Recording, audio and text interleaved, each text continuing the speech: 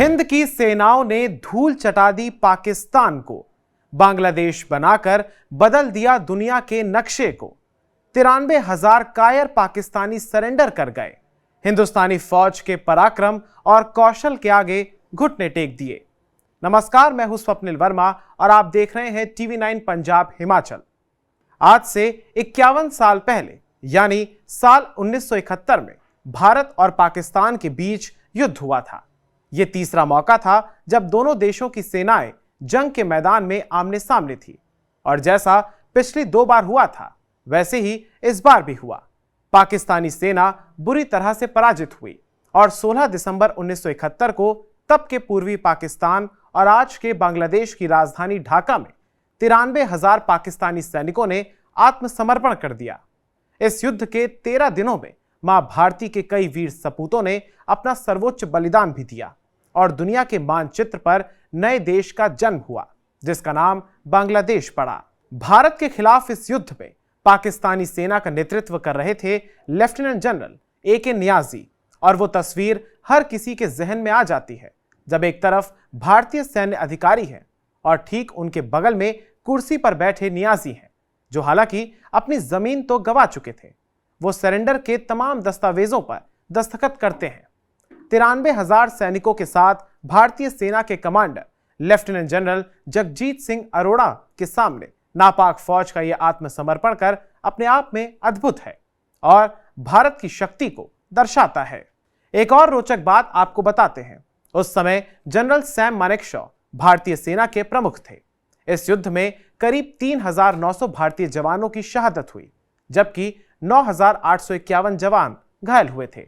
विश्व के इतिहास का इसे दूसरा सबसे बड़ा सरेंडर कहा जाता है। आपको बताते हैं कि आखिर वो कौन से कारण थे कि युद्ध की नौबत आ गई थी। दरअसल 1947 में भारत के बंटवारे के बाद पाकिस्तान 2 हिस्सों में बटा। एक था पश्चिमी पाकिस्तान जो आज एकमात्र पाकिस्तान है और दूसरा था पूर्वी पाकिस्तान। संसाधन और सरकार के लिहाज से पश्चिमी पाकिस्तान ज्यादा समृद्ध और स्थिर था। दोनों हिस्सों की भाषाएं अलग अलग थीं। पाकिस्तान में उर्दू तो पूर्वी हिस्से में बांग्ला भाषा का विस्तार था। ये कुछ ऐसे कारण थे जो कि पूर्वी पाकिस्तान को अपने पश्चिमी हिस्से से कटा कटा सा महसूस करवाते थे।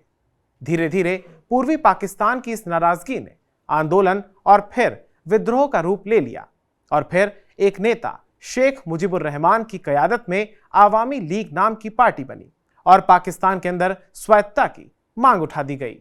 साल 1970 के आम चुनाव में पूर्वी हिस्से में इनकी पार्टी ने भारी जीत दर्ज की।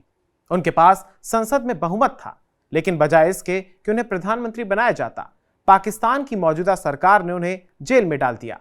पाकिस्तान के राष्ट्रपति याहिया खान ने वहां जनरल टिक्का को भेजा, लेकिन उनकी अगुवाई में मामला और ज्यादा बिगड़ गया। मार्च 1971 में भयंकर नरसंहार हुआ। सेना के भयानक अत्याचारों ने लोगों की चेतना जगा दी। उन्होंने बांग्लादेश मुक्ति वाहिनी के नाम से एक सेना बना ली। कुछ साल पहले ही बने हुए पाकिस्तान में गृह युद्ध छिड़ गया। इस लड़ाई के बीच पाकिस्तान ने भारत पर भी आक्रमण कर दिया जो अंत में उसकी सबसे बड़ी भूल साबित हुई। अब आपको एक ऐसी घटना के बारे में बताते हैं जिससे पाकिस्तान की नालायकी एक बार फिर से साबित होती है। मुक्ति वाहिनी को भारत का लगातार समर्थन हासिल था जिससे पाकिस्तान बौखलाया हुआ था और उसने मूर्खता दिखाते हुए ऑपरेशन चंगेजी लॉन्च किया जिसके तहत पाकिस्तानी सेना ने राजस्थान के लोंगेवाला चौकी पर भी हमला कर भारत में दाखिल होने और फिर रामगढ़ जैसलमेर होते हुए राजधानी दिल्ली पहुंचने की साजिश रची।